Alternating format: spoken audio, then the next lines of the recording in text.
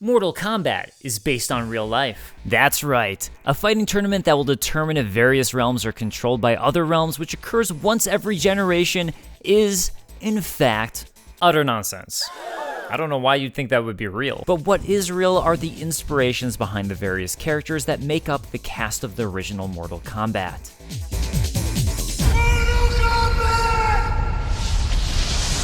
We start with my personal favorite character, Sub-Zero, and his palette swap Scorpion.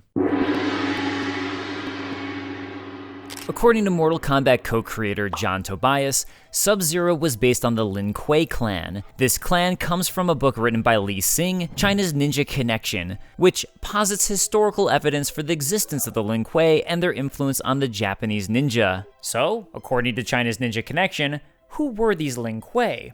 Well, according to the back of the book, at last, the forerunners of the Japanese ninja and Korean Hwarang warriors have come out of the shadows. Long shrouded in illusion, the clan of the Lin Kuei, forest demons, has endured since its birth in the forests of long ago China. Masters of survival, the Kuei incorporate the cunning behavior of forest animals and the deadly, no-nonsense fighting techniques known only to them, until now. That's about all I can find, because getting a copy of this book is impossible or super expensive. So I print out this picture that I found on a forum. And there's not really much information online because, well, the book is a fraud. While it is the basis for the backstories of the characters of Sub-Zero and eventually Scorpion, from what I could find, it seems the book China's Ninja Connection was written by an author using the pseudonym of Li Xing to cash in on the ninja craze of the 1980s and 90s. In fact, according to John Tobias, he actually was aware about the controversy and says, "I was aware of there being some controversy about the author's claims, so when we split the character in two for palette swaps, I thought it would be fitting that one was of Chinese origins and the other Japanese to kind of embody the argument." While the Lin Kuei are fake in real life, in Mortal Kombat, the Lin Kuei is a secret Chinese clan of mercenary ninja. Their skills go beyond the abilities of normal men, like, I don't know, shooting freezing ice beams at people. Sub-Zero is a part of this group. Meanwhile, Scorpion joins the Japanese Shirai Ryu clan, all of whom were assassinated, including himself. Okay, so the Lin Kuei and Shirai Ryu, not real.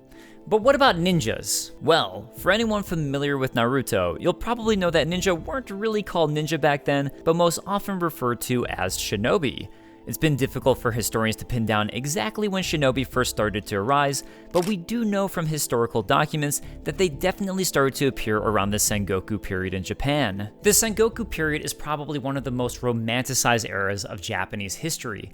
It's when warring daimyos, or feudal lords, were vying for control over Japan. This is the point in time where you get all of those legendary tales of samurais squaring off against each other. It took place from around roughly 1467 and ended shortly after the Battle of Sekigahara in 1600, when Tokugawa Ieyasu was able to successfully unify Japan and make it whole again. Isaac, make us whole again. And it's out of all this civil unrest of the Sengoku period that we really start to see the rise of shinobi. Famously, villages like Iga and Koga were ones where shinobi specifically learned the ways of the shinobi and trained since birth. Again, I'm getting flashes of Naruto and Konohagakure here.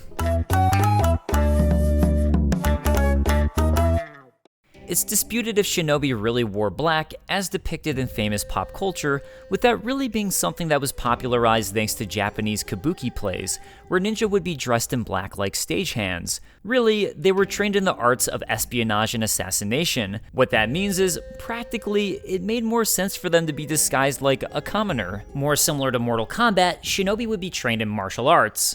I mean, these were often assassins after all. Unlike samurai, who were considered honorable, shinobi would learn how to fight in a more dishonorable fashion. They learned how to use poison and explosives. As I mentioned earlier, disguised themselves as commoners to either get information or assassinate someone, and learned many techniques for sneaking into places undetected. Apparently, these shinobi had various jutsus, or techniques, based around elements, like a mokuto no jutsu, or wood technique. That said, these techniques were more akin to ways to conceal oneself, like hiding in the foliage of a tree, as opposed to, I don't know, shooting ice out of your hands.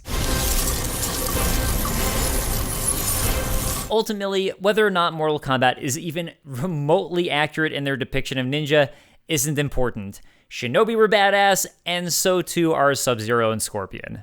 And you know what? Apparently in 2018, Professor Nakanishi Go of Japan's Mie University discovered there were a few Chinese-born ninja, in particular Denrinbo Raikei, who was believed to be a Chinese martial artist who lost a duel in Japan and became a shinobi disciple. So, there's my Sub-Zero. Kano was the original bad boy of Mortal Kombat. No Harry Potter shit, alright? He's the leader of the Black Dragon, a major criminal enterprise which has made him a wanted man in a large array of countries. And I'm very specifically mentioning that Black Dragon origin for a reason. While his eye laser is pure fiction and was inspired by the likes of Terminator, the Black Dragon is very loosely based on a real-life organization, the Black Dragon Society. The real Black Dragon Society was founded in 1901 by Uchida Ryohei. Ryohei was a martial artist who was also a member of the Dark Ocean Society, or Genyosha. This secret society would use illegal and terroristic means to expand Japan's reach into Asia, often utilizing brothels and prostitutes to gather information. The Black Dragon Society, or Kokuryukai, was similarly an ultra-nationalist Japanese group with its focus initially against Russia before it would expand its operations around the world. This was even expanded to America, where the FBI actually arrested members of the Black Dragon Society in San Joaquin Valley, California in 1942. And who's to say if Sonya Blade or Jax were part of that operation? Unlike the Dark Ocean Society, the Black Dragon Society originally tried to avoid criminal activity, but fell into utilizing it to help support their operations.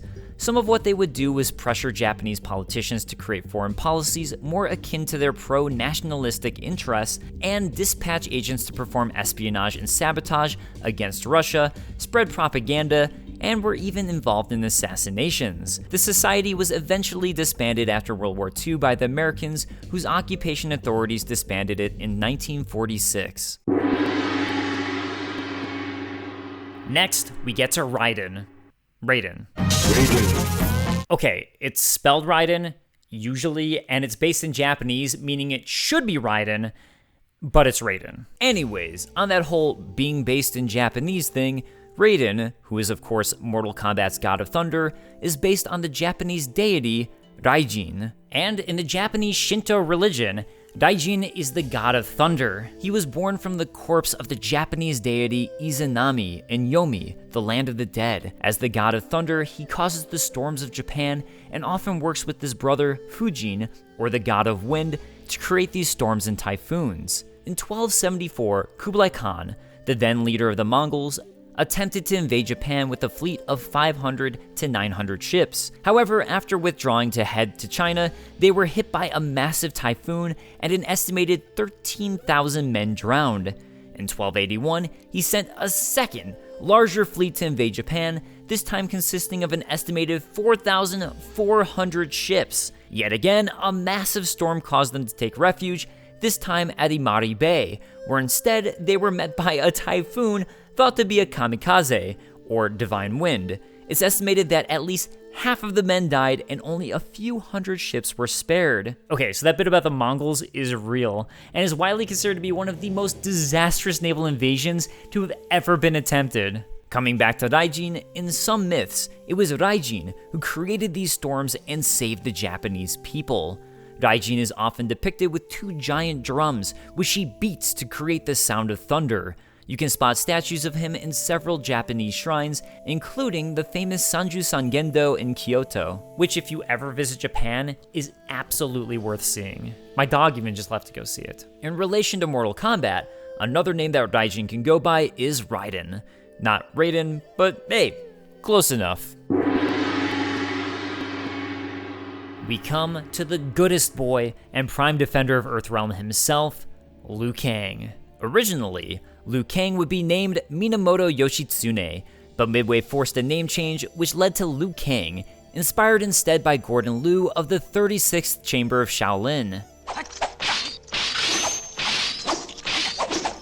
With the name change, Liu Kang also went from Japanese to Chinese. Liu Kang was originally set to be a traditional Shaolin monk, But because the actor who played Liu Kang refused to shave his head like a traditional monk, Liu Kang was instead modeled after Bruce Lee and made a renegade monk. So taking the renegade part out for a moment, what would the life of a traditional Shaolin monk have been like? To start, the Shaolin Monastery, or Shaolin Temple, was first built in 495 AD. The first abbot, Batuo, was sponsored by Emperor Xiaowen of Northern Wei, and used the monastery to study and translate original Buddhist scriptures. Various Buddhist masters would come to the monastery, and the pillars of the monastery became Chan Buddhism, martial arts, Buddhist art, and traditional Chinese medicine. Martial arts were a mainstay of the temple from its very inception, and Shaolin monks worked to perfect their Shaolin Kung Fu. Martial arts were important for these Chinese monasteries because they had a lot of land, and people wanted that land.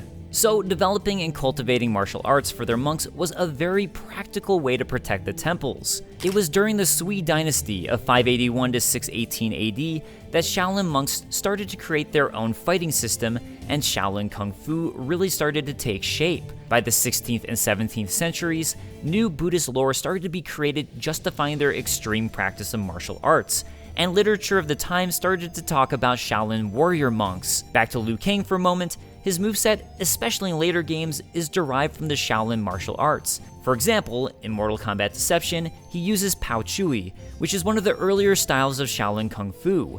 In Mortal Kombat Shaolin Monks, he uses the style Choi Li Fut, which takes arm and hand techniques from the Shaolin animal forms. That said, what he uses in the original game is Jeet Kune Do. Jeet Kune Do being the hybrid style of martial arts developed by Bruce Lee. In the more recent Mortal Kombat 11, he can use Luo Han Quan, which once again is a Shaolin martial arts style utilizing Luo Han's 18 hand styles. On another note, if you watched the original Mortal Kombat film, which why wouldn't you? It's awesome. Liu Kang's Order of Light, where Liu Kang trained, while supposed to be in China, was actually filmed at Wat Thai Watanaram in Thailand.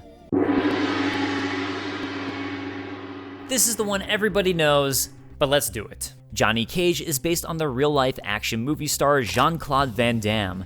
This was because, originally, Midway wanted to license a game with Jean-Claude Van Damme based on his film Bloodsport, but he turned it down. So they put Johnny Cage in as a spoof of Jean-Claude Van Damme, movie star status and all, and his infamous splits crotch punch as a nod to Van Damme's very same move in Bloodsport. Also, thanks to the Mortal Kombat film, he became one of my favorite characters as a kid. This is where you fall down.